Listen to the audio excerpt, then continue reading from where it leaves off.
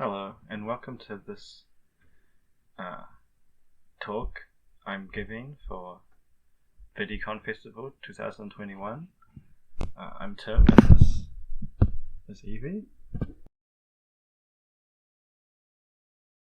This is a recorded talk because of some time zone difficulties. I'm recording this from New Zealand, and also because I'm quite busy with the New Zealand International Film Festival that I'm working for right now, as well as VIDICON happening this weekend. So I'm going to try and be in the chat for VIDICON as much as possible, but excuse me when I'm not there.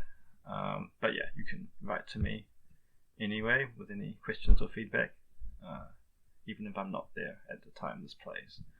So yeah, just want to start by saying that this talk is a little different to what I'm used to giving, and I'm a little more nervous about it, I guess.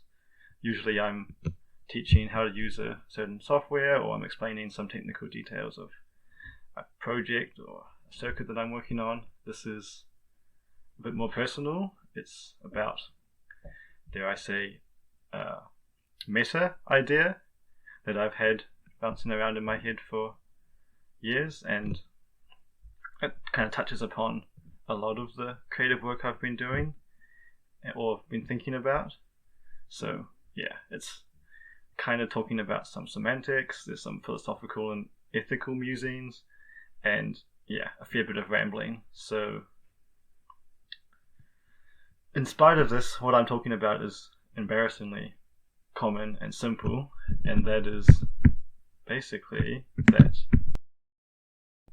I'm opening a shop to sell some circuits. That's really it. And so the shop itself is online already, underscores.shop. There's nothing for sale yet, but if that's all you want to know, then you can stop listening now. For those who want to dive into the details with me though, let's take a deeper look. So for research and distribution of accessible open source video art making instruments. This is kind of the most condensed or distilled description of what it is that I want to be doing.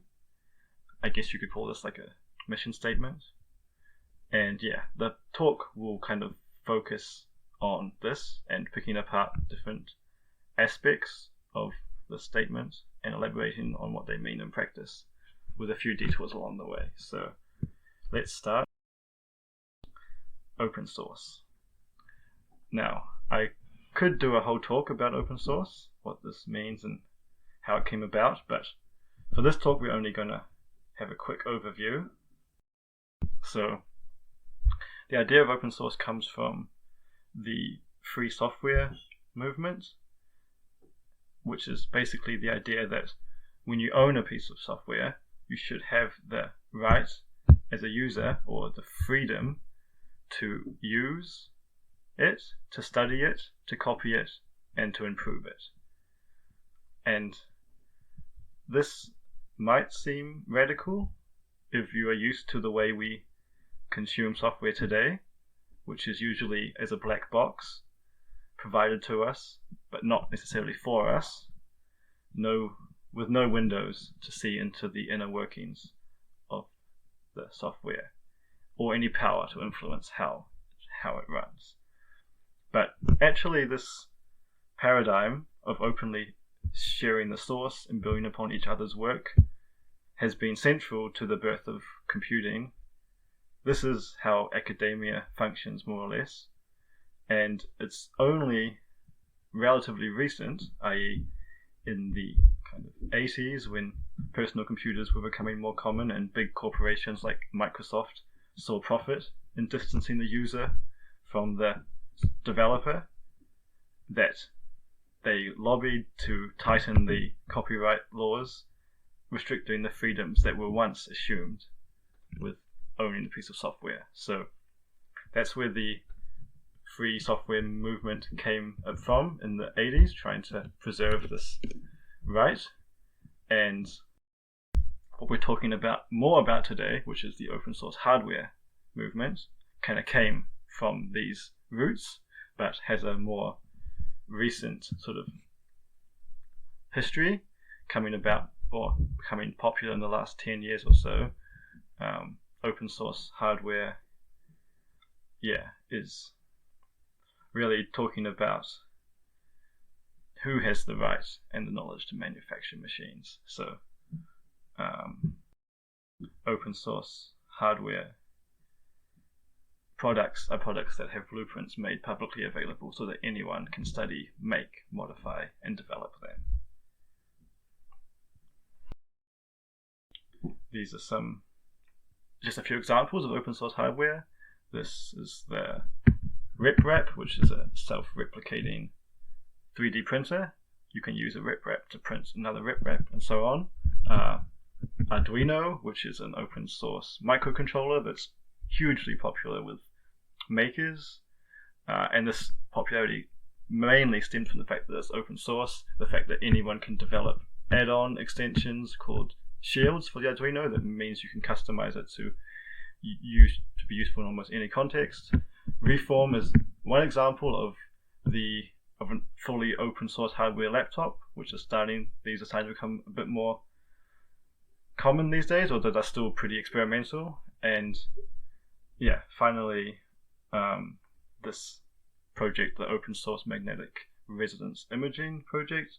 Just wanted to add this in here to remind us that open source hardware is more than just kind of nerds tinkering in their basement. It also is like tackling bigger issues, like challenging the medical tech industry, who, much like the pharmaceutical industry, are notoriously protective of their intellectual property and are known for exploiting their monopoly over this market at the cost of lives, often in poorer countries. So fighting back against these kind of big corporations is, I guess, a core value for open source in general.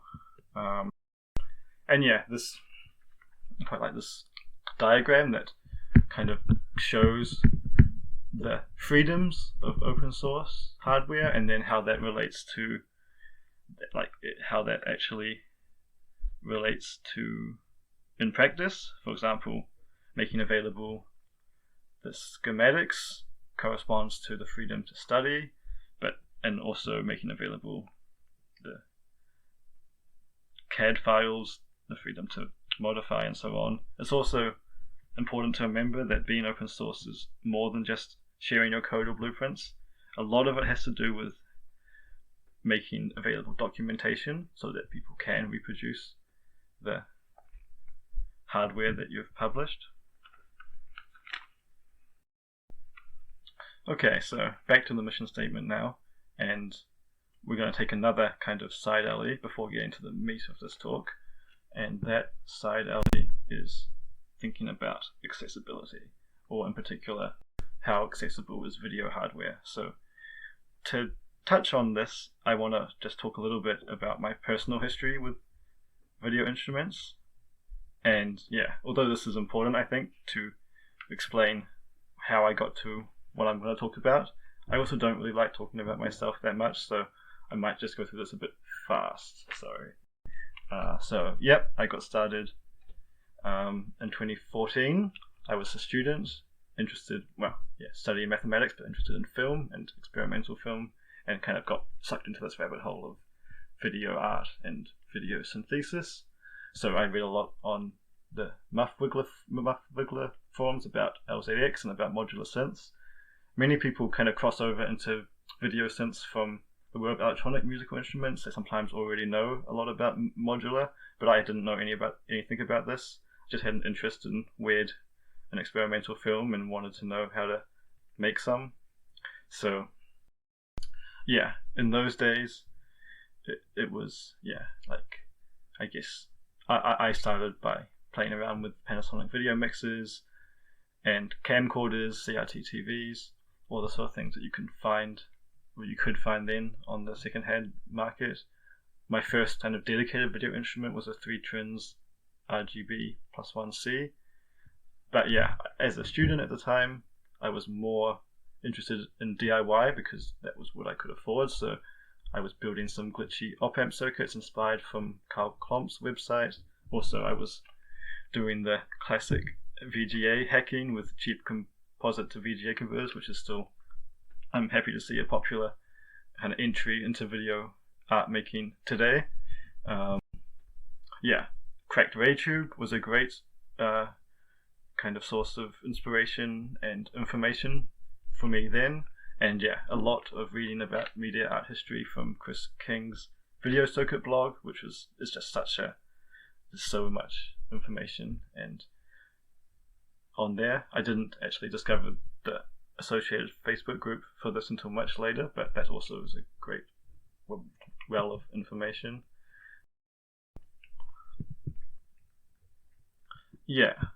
I just wanted to summarize kind of how things were for me in those days and how I felt that the kind of entry into the scene was. So it was definitely a focus on thrifting and salvaging old tools and repurposing them. It was, I think, easier to find some of these things then, like Panasonic video mixers, than it is today. Also, CRTs are harder to come by today as well, I've noticed. There wasn't really a whole lot on the consumer market at the time for dedicated video instruments, besides LZX, which was outside of my kind of price range as a student. There was some people doing the kind of custom model upgrades, like Tachyons Plus and BPMC, but there was not really much in the way of like from scratch instrument designs floating around. And there wasn't really a local scene for me here in New Zealand, or I didn't really know of it, and I wasn't connected at all to the kind of international scene of artists in the space then. I was a bit too intimidated to be active on the Muff Wiggler forums, and I didn't know about the other groups then. So I basically was operating within a kind of a void, which creatively is interesting, but I definitely come a long way since then. I guess next I want to talk about my first sort of attempts to give back and interacting with the community, the wider community. So this was in the form of this Raspberry Pi video sampler instrument that I built called Recur to help me with my live performances. I was learning to code at the time, so I was looking for a way to practice that a bit. This I guess was my personal entry into open source, because I decided to publish the kind of the source code for this and the instructions on how to build it online, and I was trying to make it as kind of cheap and easy as possible to build, with some interesting design choices. For example, misusing the numpad controller like this, which has caused me infinite headaches, but at the time seemed like the cheapest way I could get these into people's hands, or people could get them into their own hands. I wanted to make something that I wish was available when I was starting to like kickstart a kind of video hardware rig, I guess. It definitely worked, publishing it online. Many people have built Recur since. I think the Facebook group has about 1,000 people in there, although not all of them obviously have built it, but I've talked to a lot of people over the years about this and made a lot of friends through sharing this. So even though I didn't have the time or interest to selling these myself, I was working full time at this point. It still is a credit to the kind of open source distribution model that so many people could benefit from the code that I wrote then. And this was really a bit of a turning point in my own like interest in kind of instrument design, and that was this like realization that you could share something online once, and many people, for as long as it's there, can benefit from it. This kind of one to many distribution, compared to I guess what I was doing before then, which was building things physically one at a time and distributing them to people, my friends or people online. So I'll come back to this one to many, one to one thing, but that's kind of the first time I realized how powerful this was.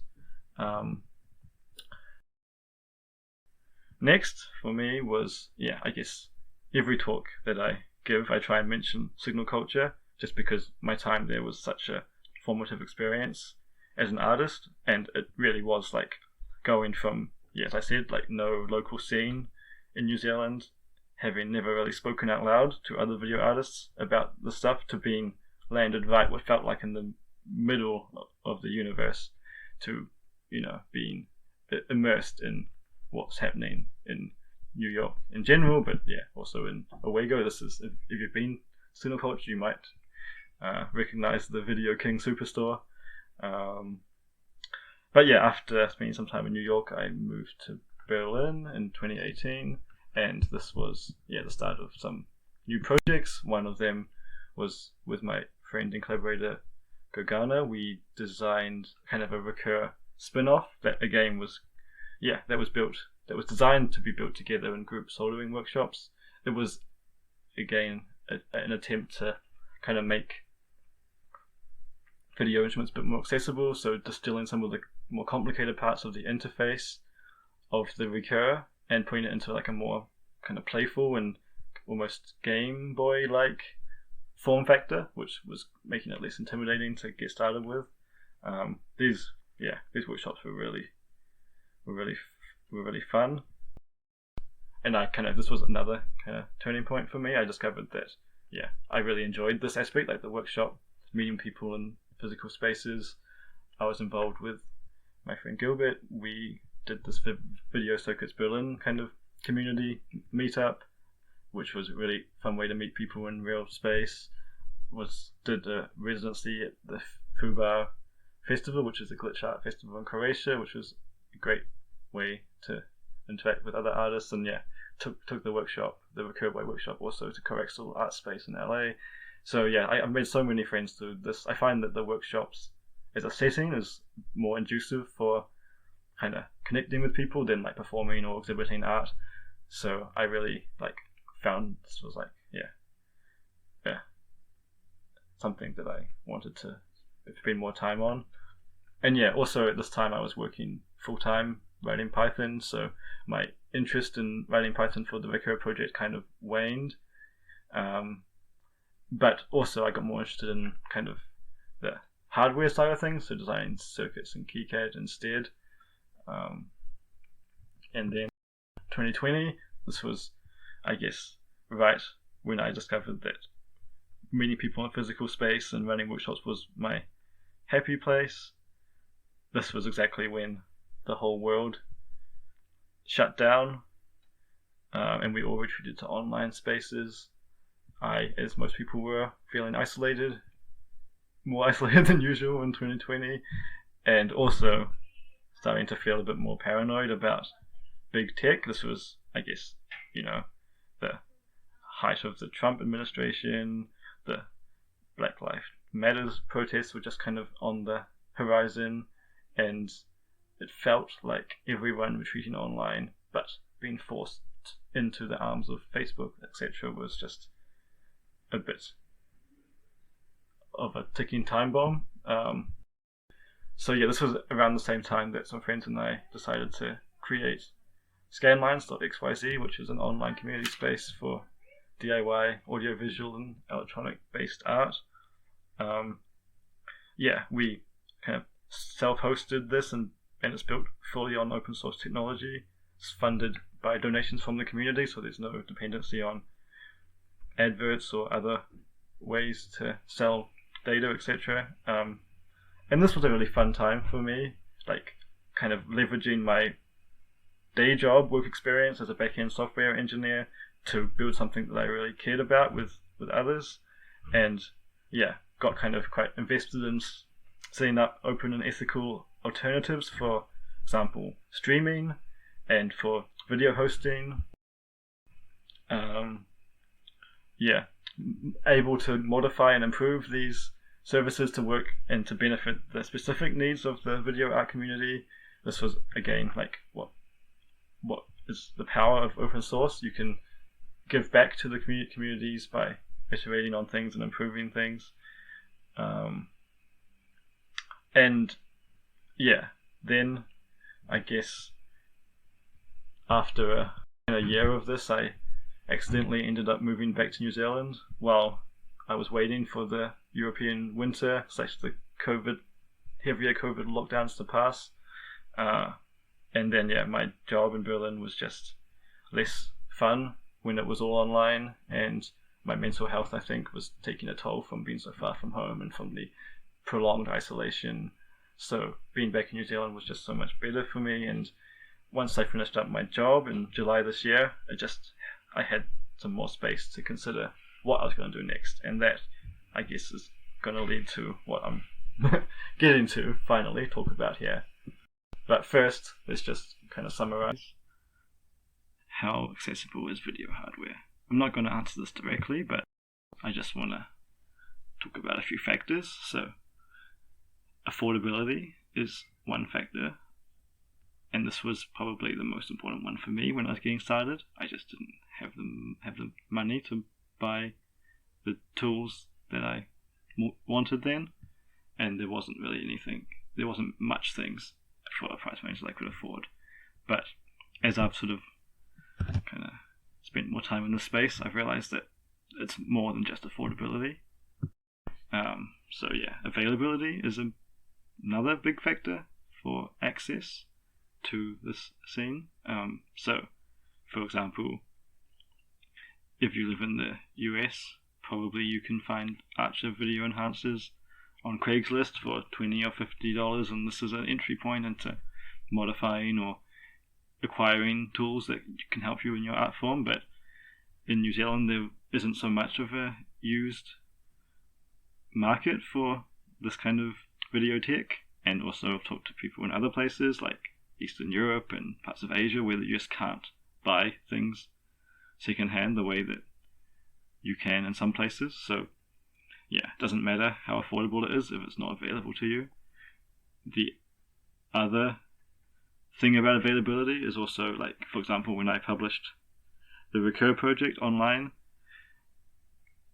for free for anyone to build, it was aimed to be affordable, but some people told me that they couldn't get the parts in their region, that AliExpress doesn't ship there, or that, like, it's not possible to source them in this way, so it wasn't available to them in this way because of that.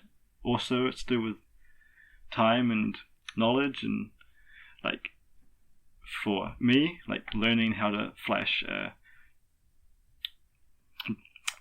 Linux distribution image onto an SD card and then booting up the Pi to run this was a way to access it, but not everyone has the confidence or the skill or the network to learn these things, and so, or the time. Often people work a lot and they can't afford to muck around in Linux terminals to get their instrument working. They just sometimes want something that's running. So availability is also making available these, like, something that's been pre-configured, which I wasn't providing with the Recur project. Also, factors are the visibility and the attitude of the community. I think that we're extremely lucky because the video art community that I've experienced has been nothing but like welcoming and really focused on making new people feel comfortable. So this is a huge plus, but still you need to be able to find the places where people are talking about this stuff. It isn't always obvious when you're getting started.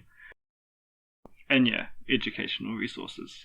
So whether this is a blog post or a YouTube video or a book or a zine, like having access to resources online and not behind paywalls is an important factor for how accessible this video hardware scene is. So with keeping those things in mind, now finally we can come back to this mission statement and start thinking about, I guess, a look at what the underscores shop or business is about. So I want to talk to you about the research and distribution part of this mission statement.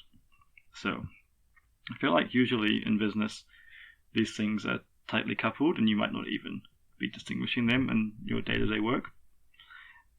But I think that they are related, as we'll see, but I want to think of these things mainly separate arms with different objectives, but to serve the same ultimate goal. So yeah, in this case, the research aspect of the underscores project is about making all of the designs available to anyone for free under open source software and hardware licenses. So this is the one-to-many distribution model that I mentioned earlier.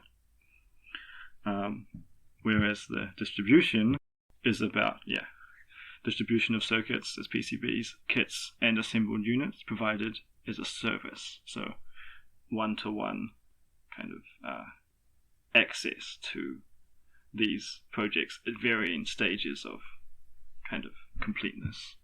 And these things are related, so the research does feed distribution. The more projects that are released into the commons, the more that we can add as options in the shop. And of course distribution also feeds research, because the more circuits that we can sell, this money can buy time to experiment with new ideas that then get cycled back around into the research, get published, and then get distributed. So this is kind of like a positive feedback cycle where, I guess, if you look at it like this, there's kind of this spectrum of accessibility. On one side is sort of the affordability of it. So at the very extreme, the designs are free, so you can, if you're comfortable building it completely from scratch, you can. And at the other extreme is kind of the availability. If you don't have the time or the knowledge to, or the desire to build things yourself from scratch, you can also buy them as an assembled service. You can use your kind of use your buying power also, that then when you support us this way, the money then is going back around into the research stage, which benefits everyone. So this is kind of the model that I have in mind. And just to talk a little bit more about like this idea that like everyone has something to contribute to an open source project. I want to just say that this is something where like the circuits are being designed for the community by the community. So there's many ways you can contribute back to an open source project. You could be collaborating on the technical design iterations. You could be user testing or bug reporting on the prototypes as they come out. You could improve the state of the documentation, or create a video, or reach through your channels that that supports the projects. You can also contribute financially, directly with donations, or by purchasing in the shop, because as I said, the margins for sale, any margins from the sales over and above the labor and infrastructure will go back into funding the further open source research. So this is, I guess, the way that anyone can partake in this kind of process. The other kind of point to make is this decentralized distribution. So as we mentioned earlier in the open source segment, together with the freedom to make, study, and improve open hardware comes the freedom to distribute it. So this makes the underscores shop a single node in a decentralized distribution network. So anyone can continue working on and selling these projects long after we close shop and move on.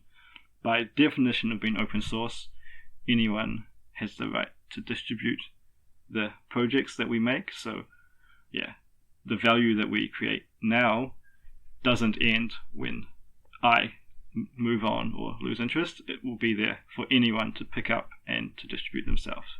So this is really important as a way to kind of combat this sort of like centralization, which is becoming more common on the internet, but also in general.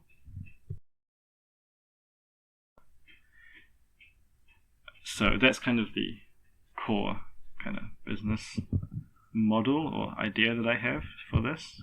I think I'm just going to now take a little bit of a kind of detour, which is into the semantics of what I'm calling this, which is as you've seen, an open video hardware label. And I just wanted to kind of question why why is it a label and what does this mean? So yeah, I guess first of all, I don't really know whether this is the right word. I feel like often in these like smaller niches, you're having to borrow words from elsewhere to describe what you mean. The label kind of analogy, i.e. music label, comes from this kind of acknowledging this idea that I want to distribute circuits not just designed by me, but often adapted from the works of others or made in active collaboration. So the same way that multiple artists can release their work on a music label, Underscores will be kind of a collection of different artists' work, but all, I guess, sharing a similar kind of, all being open source and having a similar aesthetic. So like the idea that labels curate the content they release and they have a cohesive visual aesthetic. This is also what I want for Underscores. So even projects from different designers, the base schematic with idea is from different people. The end product will kind of share certain components or have a certain aesthetic to it. So for example, I want to use like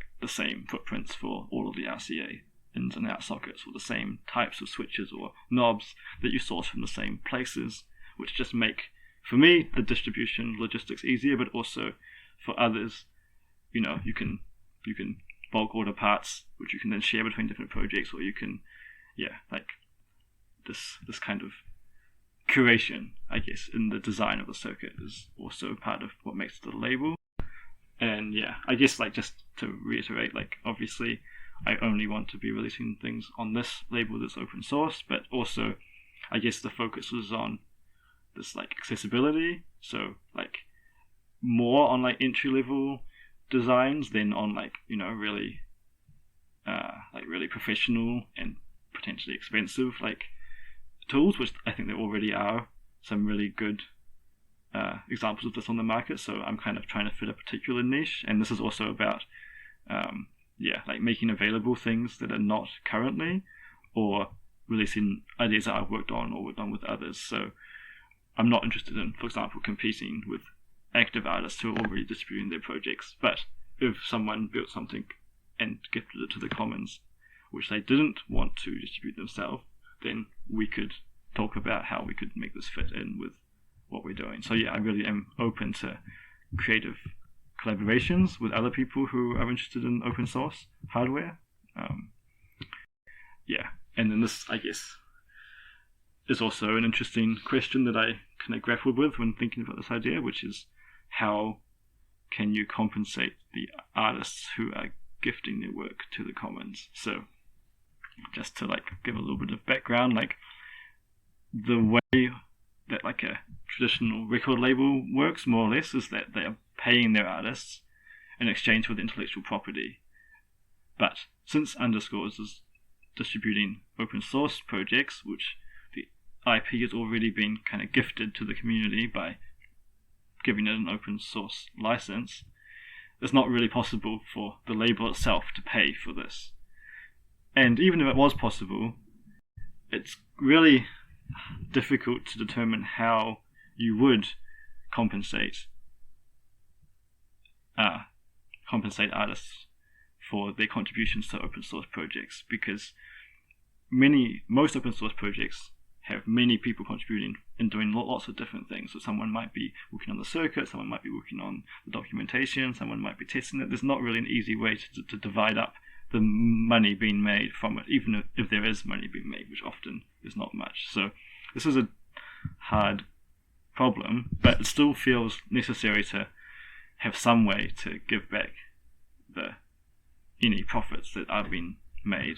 So what I kind of propose, and this is, of course is dependent on whether this business makes any money at all, which is still to be determined, but I would like to trial like a pay it forward approach in the form of a financial grant. So this would be where like any profits being made after paying for the labor and infrastructure would go into like a pool, and then from this pool we can like award artists like grants who are actively collaborating or actively working on projects that are open source. So you kind of, the gift that you give to the community, this is still a gift, but we can encourage people to continue to gift this by having some financial support for them. Of course, this would be kind of independent to the actual contribution to the label itself. It's just like in general, paying it forward to the community, which is the most important part for me at least. Okay, so now we're finally at the point which maybe some of you have been wondering about or waiting for, and that is, what video art making instruments are we talking about here? So I have this problem of starting too many projects and never taking the time to finish or polish the old ones. This has been going on for many years, and for as long as I've been kind of doing this video instrument making as a hobby on the side of full-time work, it's always been kind of, I'll be following the fun, really. Like, if I'm enjoying a project, I'll work on it, and as soon as it's not fun, I'll just put it aside and start something else that's more fun. But this means that I do have too many ideas, all work in progress, all kicking around, and so to try and give some structure to all this and to actually get some things out for a change, I've kind of divided up I've tried to organize my self-inflicted chaos by dividing it into these different phases, and then I'll release these, or try to release these as they're completed, but in kind of steps. So the first phase, which is going to be hopefully on sale early next year, I believe, will contain this two comparative effect circuit, which is adapted from and collaborated on a design from Rob Schaffer. This, if some of you might even remember this circuit, we did a workshop building it in VIDICON 2020. It's a really good entry-level circuit because it has only a few parts and are all easily available, but the effect is, I think, pretty cool. So a great stepping stone, or a great first instrument for video art, I would say. Another project that I want to make available very soon is this Syncope project that I've been working on with Gail Jaton. This is sync restoring, or kind of a glitch stabilizing circuit that's been I talked about it at Fubar Festival last year. It's been kind of in quite a few design iterations with feedback from people. The version that I have is actually not what you see here. I've got a newer version that I think is pretty much ready to be released, so I'd love to get this in the hands of people and get some feedback on how it works in different systems. Also, this Incur circuit, which is an extension for the Recur video sampler. This has been kind of kicking around the kind of Recur community for a while. A lot of people have built it, but it's never been available physically for me yet. It's always been you have to build it yourself, or people do runs, which is also still possible, but I'm going to make it available to buy for me at various stages of completeness. So that's kind of phase one, and these projects are basically ready to go. The Syncope one, I just need to build the latest version and make sure everything's good, but this will be available very soon. Phase two starts with this Rupture circuit, which is another kind of really simple entry-level one. Also, obviously the simpler ones will be priced accordingly, so hopefully easier for people on a tight budget. But this is adapted from those early experiments I was doing, those op-amp experiments from Carl Klomp's schematic, and this is also a good place to start, and is more or less ready to be released soon.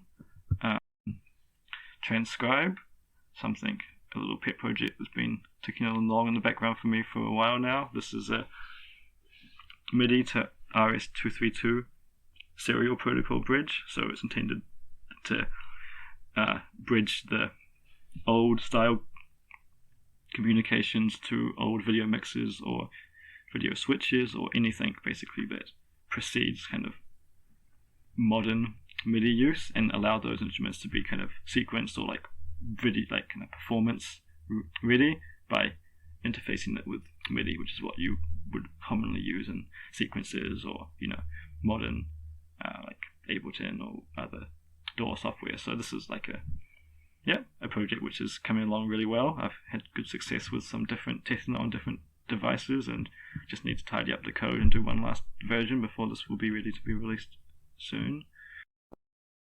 Clicker, which is another Recur extension circuit. I've just had many headaches through the Recur kind of project with those USB numpads that I decided to use back then, and so I thought I could do a better job of building this myself, and I wanted to release this also to people who have Recurs and are interested in an alternative to those those sometimes unreliable interface devices.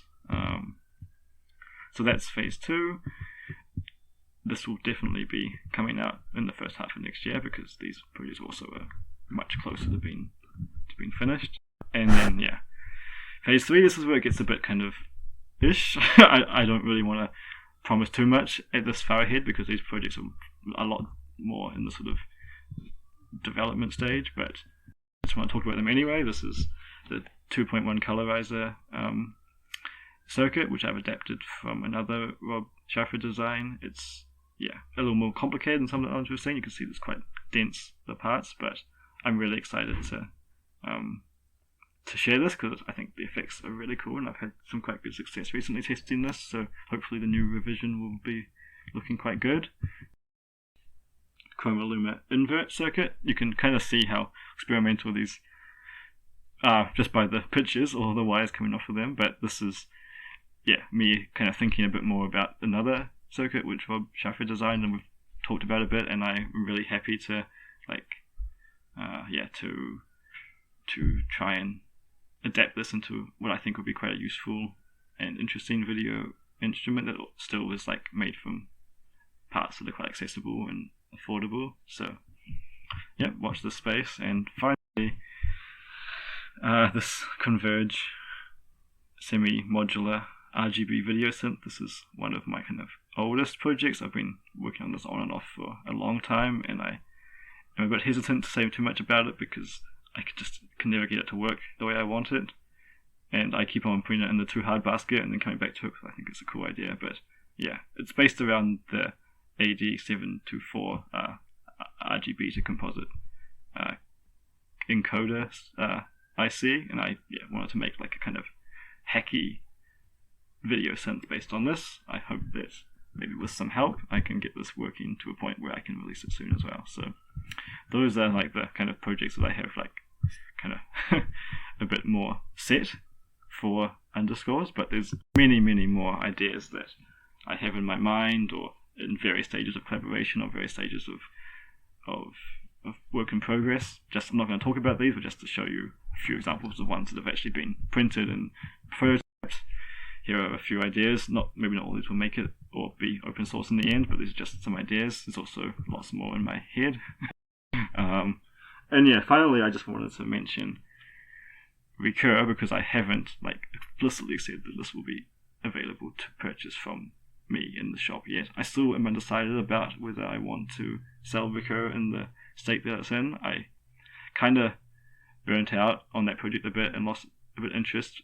I learned a lot along the way, but it's just not kind of as fun for me anymore. And I was talking to my brother and collaborator about kind of this and like kind of why I wasn't that interested in selling Recur, and he kind of advised me that like we talked about like what it was when I first was building it. I was kind of solving a very specific need that I wanted, and I wasn't really thinking about what like kind of everyone would want. And then as it kind of developed and more people started using it, I started to like try and please everyone a bit more, which just meant that in a way it just got a bit unwieldy and ended up kind of pleasing no one.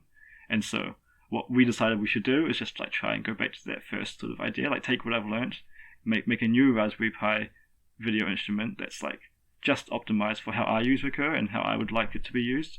And then if it turns out this is with other people, they also can play with it. But that's not really yet. Go back to that like initial kind of spark. So this is what we kind of came up with, which is like a design for how like I would like a Raspberry Pi video instrument for my own workflow to look. And then, I'm going to try and build this and adapt the code, make it work on a Raspberry Pi 4, which is one of the kind of drawbacks of the Recur, is that it still doesn't support Raspberry Pi 4, and now Raspberry Pi 3s are becoming more and more obsolete. So this is an idea that, we'll see whether it sees the light of day. But definitely I'm excited to build this for myself, so we will see what happens there also. So that really brings us to the winding up end of this talk. I think I have a few points just to summarize or bring it all back home. I guess there are some risks involved in this idea. So the obvious one is that giving away the intellectual property, this kind of open source model, might financially be not the best decision. Keeping secrets might make more money. Another kind of more practical problem is with the postal service, imports and delays, etc. Distribution just won't be possible if the postal service hasn't really recovered from COVID. In New Zealand for now, for example, I can't even sign up as a business customer because they're not taking any more customers due to demand. Also, if prices go up due to these kind of distribution problems, then my goal of providing more affordable instruments to people might not be possible if you're spending an arm and a leg on postage. So this is a very real thing that I would have to see what happens when I start to sell things. And also, I guess it's possible that this project, I might burn out on this project without a stable income or a clear financial incentive, which kind of brings me to my final thoughts around this idea, which basically for me personally, starting a business and selling circuits this way really does require a paradigm shift in what it means to be successful. I say that capitalism is broken. Obviously, capitalism is working exactly as it's intended for those who benefit from it, but for most of us, it is broken. And to me, being part of making a business is also kind of being part of this broken system. So I really have to redefine for myself what success means. And this is I think the value that we give and the contribution to the commons. This is what it means to succeed in business rather than how much money we take. So coming right back around to the TLDR from the start, this is a very long way for me to say that I'm opening a shop to sell some circuits. Thank you so much for listening to this long ramble. I hope that you found it somewhat interesting. This is a big brain dump from what I've been thinking about for a while. The shop itself is live. You can go there now at underscores.shop, although there's nothing for sale. You can reach me personally by email, tim@cybervoice666.com. I'm also available on the Scanlines forum or the chat room at cybervoice666. If you want to follow me on open source and decentralized social media, you can find me on Mastodon at autonomous.zone at cybervoice666, or I am regrettably a user of the Meta-owned Instagram at cybervoice666. And also you might be able to follow updates on Instagram at underscores.shop. I am sitting on this name. I don't know how much I will use it, but one of my goals is to get a bit better at sharing things on socials. So if you want to find out what's happening with these projects, you can follow me on one of these places or reach out to me. I would love to hear any feedback or any of your questions. So if I'm not in the chat room right now to answer them, just flick them to me another way and we can talk about it more. And thanks again for listening. I hope that very soon in the future I can come to your town and see you in your local gallery or cinema or dance floor or hackspace, and we can talk about these things face to face too. But until then, I'll see you in cyberspace.